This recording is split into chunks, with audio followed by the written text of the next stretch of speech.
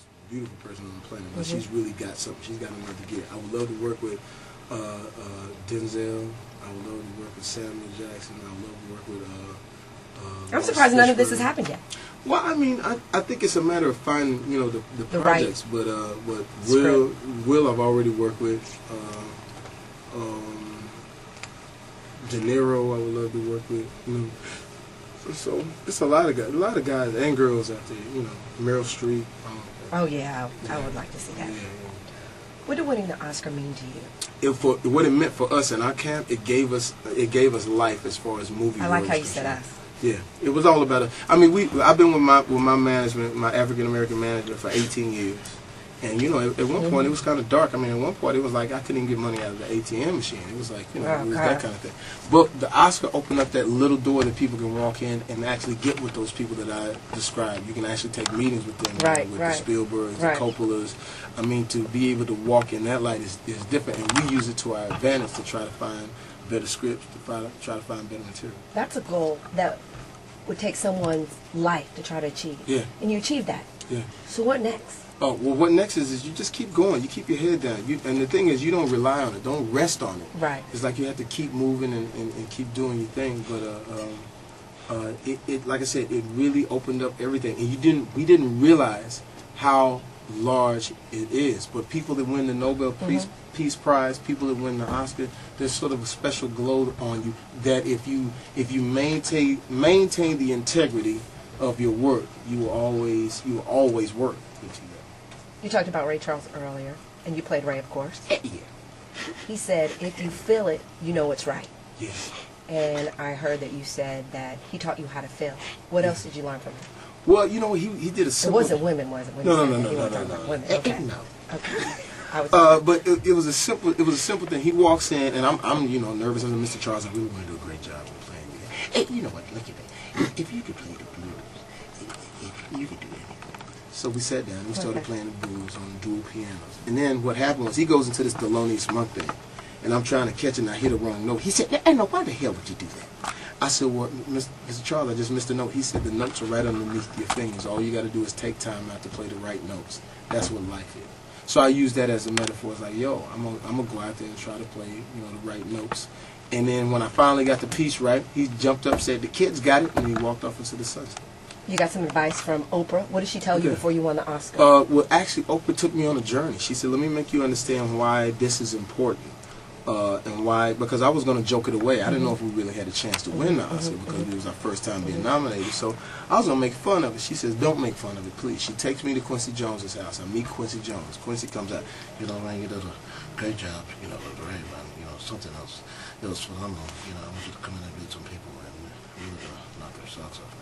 So I'll go in, meet some people, and the people that I met were other actors and actresses from the 60s and the 70s and African American that were, some of them I could tell had just got a suit just for that night. Some of them hadn't worked in a long time, but I recognize their faces and they've done great work. And they shook my hand like, "Don't blow this for us. We're all sort of, behind you on this." Then I got a chance to meet the man. I didn't cry. Did you feel pressure? But you feel pressure because because we had things lined up that we were going to do that we would have blew it. So we get a chance, we would have blew it. So Oprah says, "Are you ready?" I said, "Yeah, ready to do what?" Meet the man. So I met Sidney Poitier. "I saw you one time at a party. Do you remember that?" And I was like, "Mr. Poitier, yes, I do. And I want to give you something. I give you responsibility." And I said, "Thank you so much, but what does that mean?" I said, "But what does that mean?" He says, "I give you responsibility that now, for your era, for your generation, you are responsible for carrying the torch of integrity of work." And then we sat down, we chopped it up for a while. You passed the gift on to him. We passed the gift on to him, we chopped it up for a while, and we talked about, I actually got a chance to interview him on the Oprah Winfrey Show. And I asked him about him choosing his movies, and he said he never wanted to do a movie that his father and his mother couldn't watch, he'd be proud of. So that was it. That's what Oprah does, and that and Oprah still to this day is a true friend, and having somebody like that in your corner is worth your weight in gold. So, when you were standing there or sitting or whatever you were doing, and they said, "The Oscar goes to," and you heard that, what were you thinking? Well, my daughter just before they just before they did it, said, Dad, look, if you don't win, you're still a good actor. So I'm sitting there like that, caught up in that moment, almost in tears. Like, oh man, my seed. And then they called out my name, and it was a life-changing moment. And when you did your speech, all the radio stations, including the one I work for, we played it, and I must have boohooed. Yeah, it was something else. But you know what? Everybody felt that moment. Yeah, I'm gonna tell you why. Because the main thing that I wanted to do is, like, I understood the white movement. I understood that white folks were very happy about Ray Charles. But what I wanted to do, I didn't want black people to miss out on that moment. And they wanted us to miss out on the moment because they asked me at one point, Jamie, do you think you should just say American? It's an American story, and that's a black story. When you say black, that really narrows things. I said, no, it's a black. It's a black Americana story. There's nothing wrong with saying it's black. I said, and the reason that I'm saying it, because it's a business move. If the black movie wins the Oscar, then any person that's Hispanic or any other color that wants to produce a black film could do it, because you'll see the success of it. So I'm not going to say that. And I got email after email after email of them trying to tell me don't say it's black. But when we kept our black coat on, and it was a black coat of integrity. It wasn't like, I'm up there, hey, we got it, popping champagne. It wasn't like that. So that when I bypassed the Vanity Fair party, and a friend of mine threw another party down the street for all of my folks, white and black, but mostly black. Talking about Diddy's party? No, my man Dave Brown. And everybody, all of Black Hollywood was there.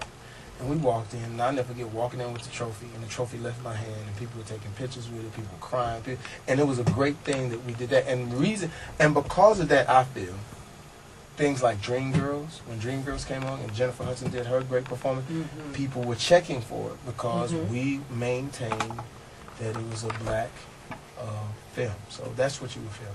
Dreamgirls. Yeah. Did you handpick Jennifer? No, actually, interesting story. I was going to say Fantasia would have been mad at you. Listen, Fantasia does an audition tape. It's floating out there.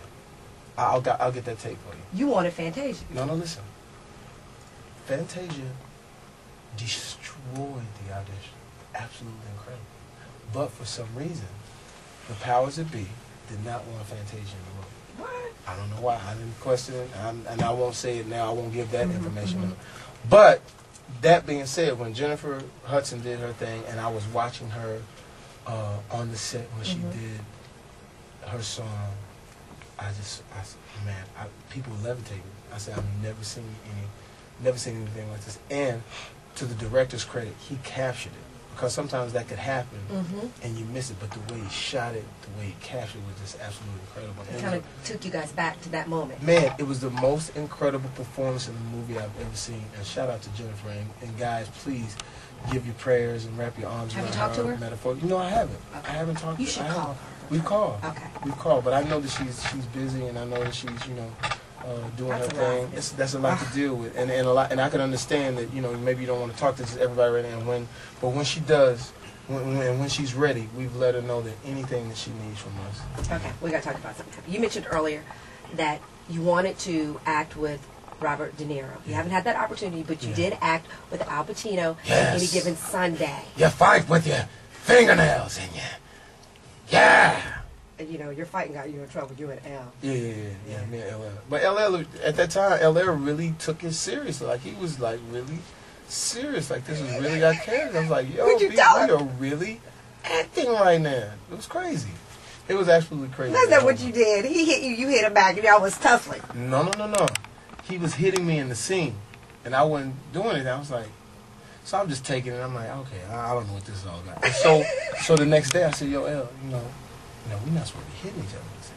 You're a lot bigger than I am. You know what I'm saying? Right.